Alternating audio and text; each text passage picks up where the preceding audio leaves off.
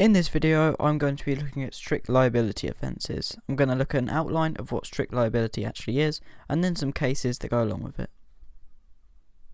So, what is strict liability? For most criminal offences, an actus reus and mens rea are required.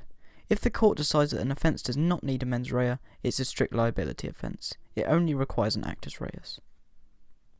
The first case I'm going to look at is Pharmaceutical Society of Great Britain versus Storkway Limited. The defendant, a pharmacist, had supplied drugs on prescriptions. The prescriptions were later found out to be forged, but he had no knowledge of this. He didn't have intention or recklessness for the crime. He didn't act dishonestly, improperly, or negligently.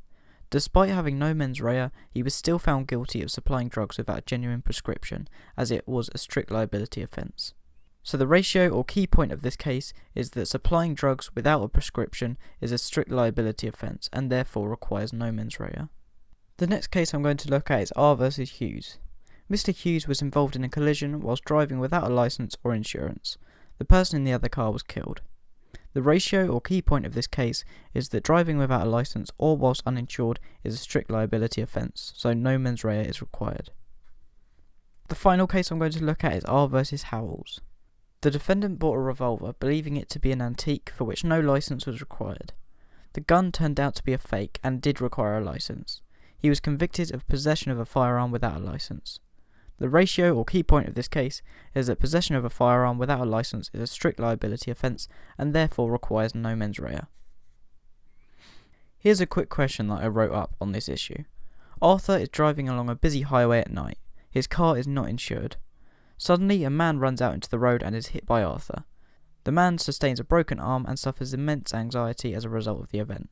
Discuss Arthur's potential liability.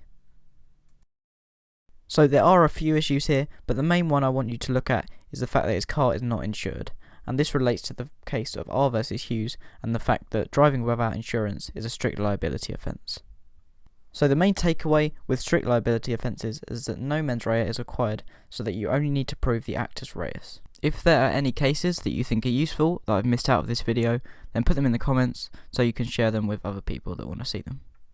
Hopefully this video was helpful. Have a nice day.